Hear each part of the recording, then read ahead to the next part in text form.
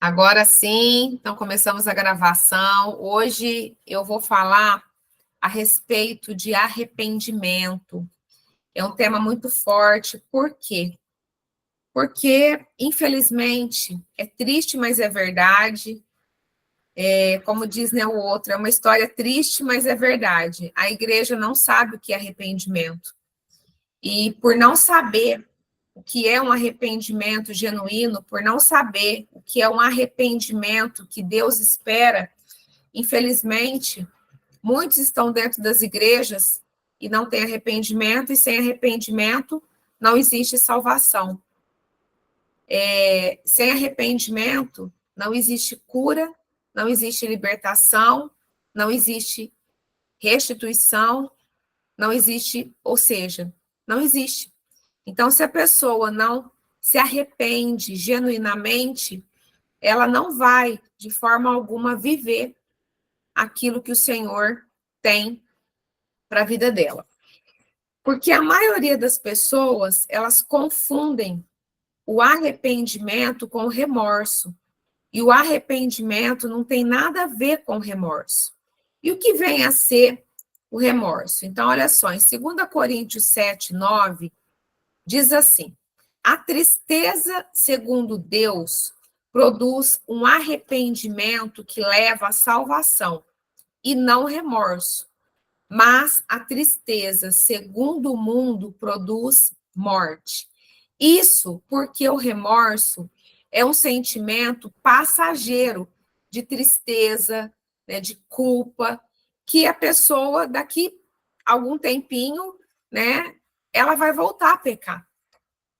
Agora, o arrependimento é a consciência do pecado, acompanhado de um sentimento sincero de tristeza por ter errado, por ter pecado contra a santidade do Senhor. E o arrependimento genuíno, ele gera frutos, que é a transformação e a mudança de vida.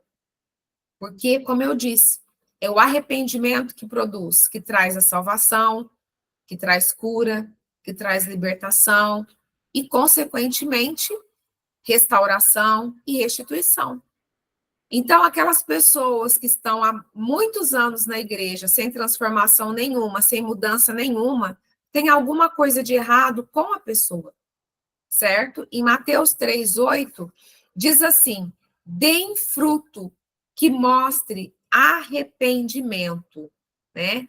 E em Efésios 4:28 diz assim: aquele que roubava, não roube mais.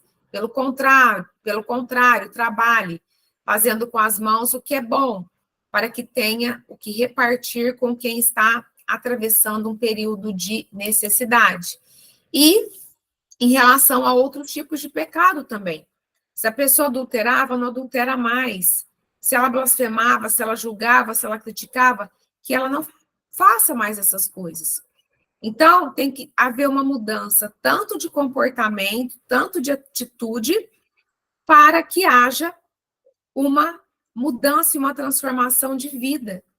É aquela pessoa que se converte e depois de um tempo, se algum parente ou se algum amigo fazia um certo tempo que não via essa pessoa, o que ele vai falar? Parece outra pessoa. E realmente é uma outra pessoa, não é mais aquela pessoa morreu. A pessoa morreu e ressuscitou nela o quê? Uma vida de Cristo Jesus. E a gente não tem visto isso acontecer nas igrejas. Eu quero trazer alguns textos e eu vou ler numa versão que talvez você não conheça, mas é uma versão, eu faço coleção de Bíblias. Eu amo uma versão diferente. E porque, na verdade, a Bíblia, ela não tem que ser lida, a Bíblia tem que ser estudada. A Bíblia é um objeto de pesquisa, de leitura, de pesquisa, né? Então, eu gosto de ter várias versões. E agora eu estou estudando a versão Peshitta, que é a versão mais próxima do original hebraico. E também do grego, né? Porque o Novo Testamento foi escrito em grego.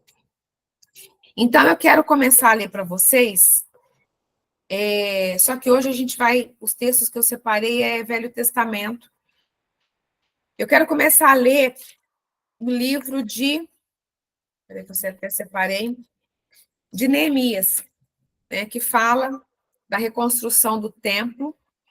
E no capítulo 9, está escrito assim: ato de confissão e arrependimento. No versículo 2 e 3, diz assim. Então, Neemias 9, eu vou ler os versículos 2 e 3, que diz assim: então os filhos de Israel se apartaram dos demais povos e, se pondo de pé, fizeram confissão dos seus pecados e dos pecados de seus pais. E, postos de pé em seu lugar, liam o livro da lei de Yahvé, seu Deus. Durante uma quarta parte do dia, liam, e na outra quarta parte do dia, faziam confissões e adoraram a Yahvé, seu Deus. Então, olha só, muito forte esse texto, porque Neemias fala, ou seja, eles ficavam 50% do dia deles buscando ao Senhor, né? Porque a quarta parte é 25%. Então, eles ficavam 25% do seu dia lendo a palavra de Deus. E os outros 25%, que é a outra quarta parte, eles ficavam adorando ao Senhor. Então, eles dedicavam 50% do seu dia buscando intensamente o Senhor. Porque quanto mais nós buscamos o Senhor, mais nós nos tornamos parecidos com Ele. Então, eu vejo que muitos cristãos dispersam muito seu tempo com coisas que não vão acrescentar e desprezam a melhor parte. A melhor parte. Porque o próprio Deus fala que nós devemos buscar Ele enquanto nós podemos achar. Certo? E, infelizmente, o diabo, ele faz de tudo para roubar esse tempo de qualidade que nós podemos ter cada vez mais com o Senhor, certo? Então, o que eles faziam? No momento que eles estavam orando, eles se arrependiam, eles confessavam os seus próprios pecados e eles confessavam os pecados também dos seus pais. Por quê?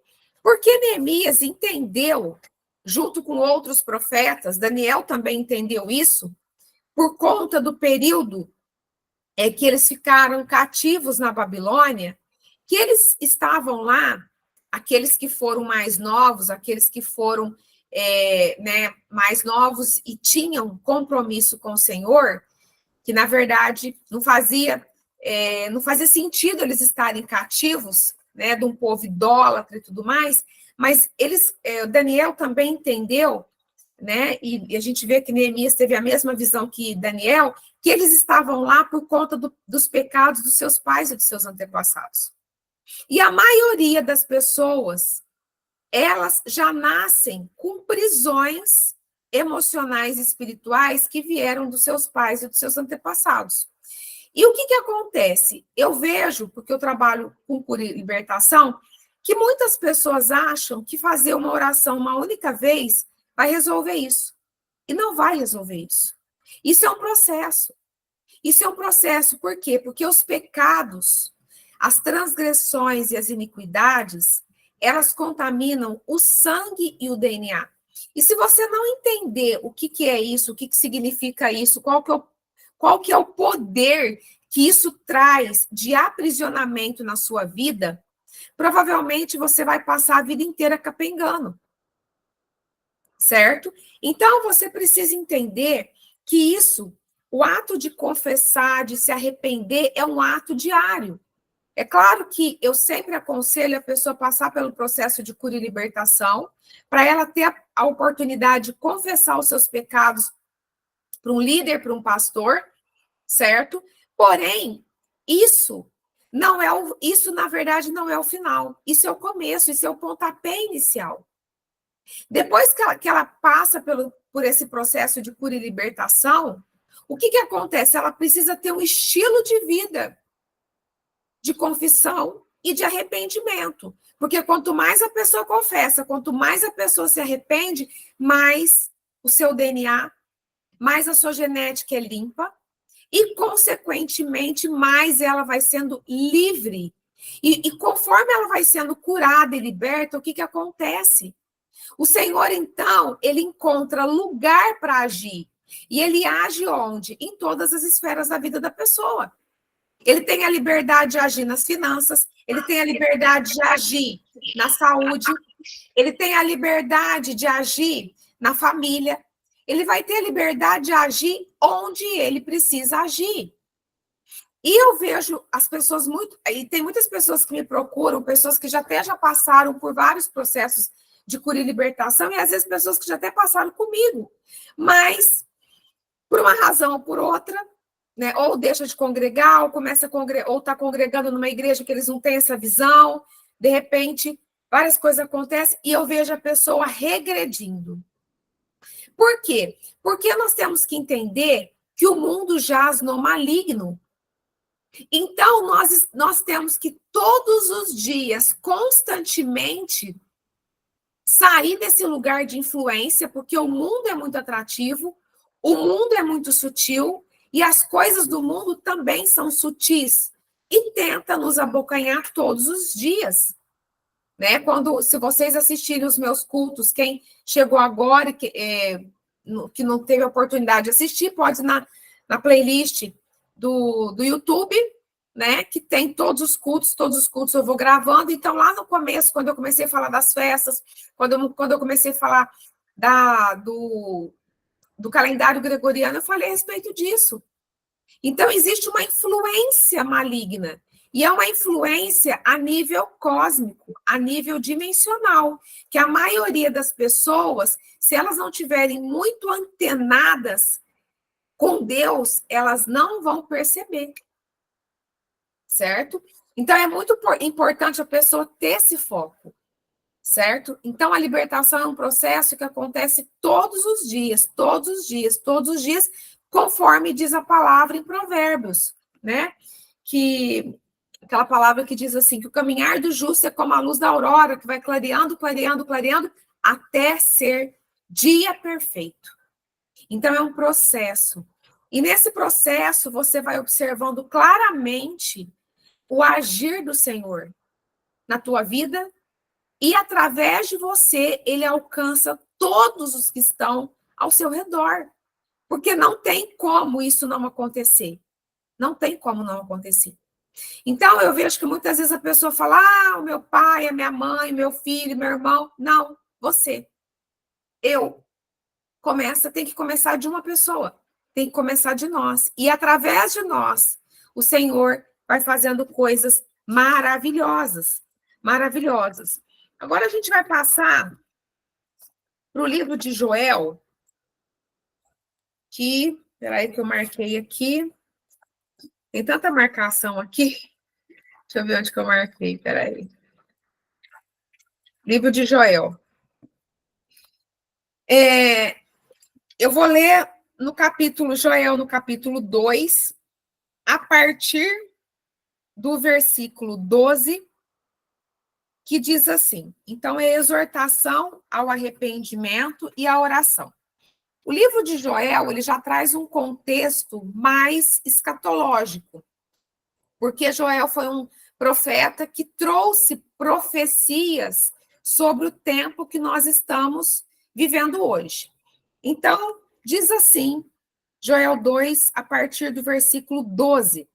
Agora, pois, declare Yahvé, retornai a mim com todo o vosso coração, com jejum, com pranto e com lamento.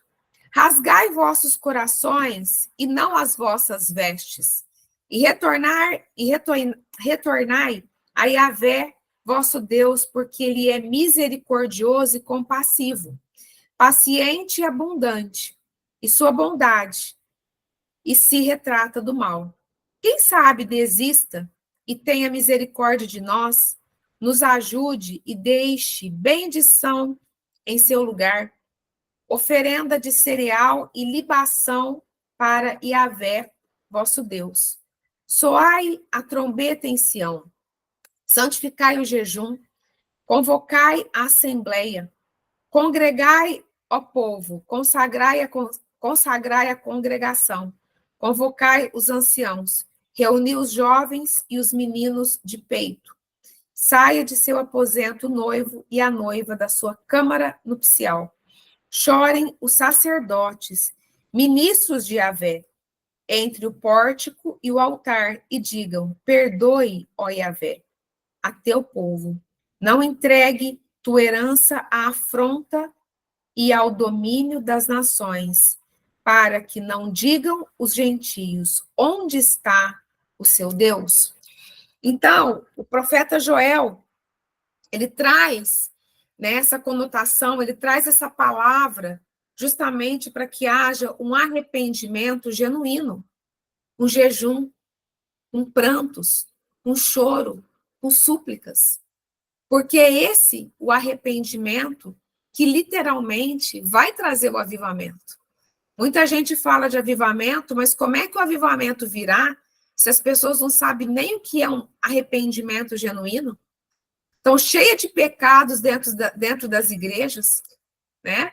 Inclusive, infelizmente, muitos líderes, pastores, nesses últimos tempos, também estão se deixando levar por vaidades, e quando eu falo de vaidades, eu falo de várias situações em que nós estamos num tempo de, né, se limpar mais, se posicionar mais, porque é essa igreja que o Senhor Jesus vem buscar, uma igreja limpa, uma igreja sem rugas, sem máculas, uma igreja íntegra, certo? Então, depois que o profeta Joel, ele fala desse nível de arrependimento, que ele fala desse nível, né, de busca. Quando chega no versículo de 24, aí depois, quando chega nos próximos versículos, no versículo 18, ele já começa a falar da restauração. E ele começa a falar daquilo que viria em consequência a esse nível de arrependimento. E eu quero ler para vocês, a partir do versículo, no mesmo capítulo 2, eu vou ler aqui a partir do versículo 24, que diz assim. Na verdade, eu vou ler a partir do versículo 23, que diz assim: dançai com júbilo e regozijai-vos, ó filhos de Sião, em Yahvé vosso Deus, porque vos dá o alimento da justiça e enviará sobre vós as primeiras e últimas chuvas como antes. E as eiras se encherão de grão, e os lagares transbordarão de vinho e de azeite. Então eu vos restituirei pelos anos nos quais devoraram o gafanhoto voador, o saltitante, o gorgulho e a lagarta, meu grande exército que enviei contra vós. Comereis até vos saciar, e louvareis o nome de Yahvé, vosso Deus, que executa prodígios em vosso meio, e meu povo nunca mais será posto em opróbio. Então sabereis que eu estou no meio de Israel, eu sou Yahvé, vosso Deus, e não há outro além de mim, e meu povo nunca mais será posto em opróbio. Opróbio é um nível muito alto de vergonha, de humilhação. E depois, então, ele traz a promessa. Depois, então, ele traz a promessa de derramar o Espírito Santo sobre toda a carne, né? Então, você pode ver que uma coisa sucede à outra. Se não tiver arrependimento, se a igreja, se não houver um arrependimento genuíno, sabe o que vai acontecer? O que nós estamos vendo todos os dias. As pessoas dentro da igreja, de forma religiosa, girando em círculos, como o povo que ficou mais de 40 anos na Terra Prometida, não sai do lugar, não rompe. Não rompe. E aí, então, chega uma hora que as pessoas começam a questionar Deus como se o errado fosse Deus, e então começa a se esfriar, começa a vir a incredulidade, e aí começa a vir a apostasia, que é isso que Satanás quer. É isso que ele quer. Só que as pessoas elas não percebem que o Senhor, ele é perfeito. As pessoas não percebem que quando tem alguma coisa que não está acontecendo, não é por conta de Deus, porque ele é perfeito, é por conta da própria pessoa que não está entendendo alguma parte. Ela não está se posicionando em relação a alguma situação, certo? Porque o Senhor, ele mesmo diz que ele é o mesmo ontem, hoje e será eternamente. Ele não muda. Ele não muda. O caráter de Deus é imutável, certo? Então, nós precisamos ter essa consciência e nós precisamos todos os dias perguntar para Deus, Senhor, o que eu estou fazendo de errado? O que eu posso melhorar? Onde eu posso melhorar? Onde eu posso fazer algo novo? Onde eu posso, Senhor, fazer algo, Senhor, para te surpreender? Senhor, me mostra onde eu tenho que me arrepender. Me mostra, Senhor, quem que eu tenho que liberar de perdão. Me mostra se tem alguma pessoa que me magoou, me machucou, que eu nem me lembro mais. Me mostra, Pai, porque eu quero fazer a tua vontade. Eu quero ser íntegro diante do Senhor. Então, o Senhor, ele vai te revelar. Ele vai te revelar porque ele é o maior interessado que nós estejamos íntegros, santos e irrepreensíveis na sua presença. Amém? Então, agora eu vou orar, né? Vamos ceiar primeiro, depois eu oro e abençoo todos vocês. Então, vamos lá. Deixa eu pegar um texto aqui.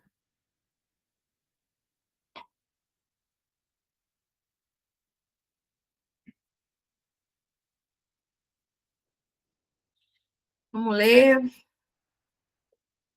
Vamos ler Mateus 26, de 26 a 29, que diz assim: Enquanto comiam, Jesus tomou o pão, deu graças, partiu e deu aos seus discípulos, dizendo: Tomem e comam, isso é o meu corpo.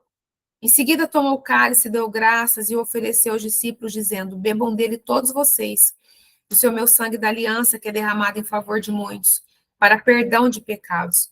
Eu digo que de agora em diante não beberei desse fruto da videira, até aquele dia em que beberei o vinho novo com vocês no reino do meu Pai. Senhor, em nome de Jesus, aqui está os teus filhos, Pai. Em nome de Jesus, Senhor. Tá bom, Shisley, fique em paz, querida. Pai, em nome de Jesus, eu quero consagrar o meu pão e o pão dos meus amados irmãos ao Senhor. Eu também quero consagrar, Senhor, esse suco de uva, Pai, a fruta da vide, Pai. Eu quero consagrar ao Senhor em nome de Jesus. E nessa hora, Pai, em comunhão, Pai, nós queremos ceiar ao Senhor, em nome de Jesus. Estão juntos, pessoal, todos nós ceiamos ao Senhor.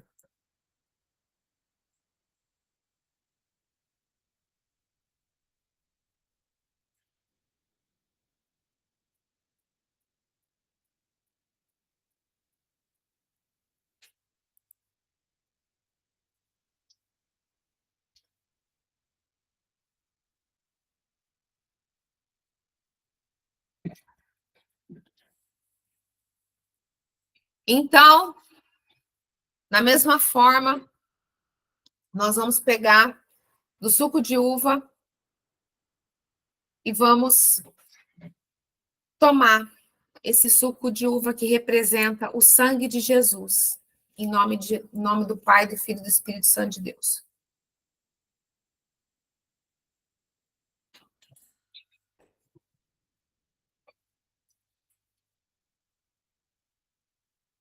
Amém? Louvado seja o nome do Senhor. Deus é tão maravilhoso que eu até tinha esquecido de parar a gravação. O pessoal que não conseguiu estar ao vivo, vai poder ceiar em casa. Eu vou parar agora a gravação.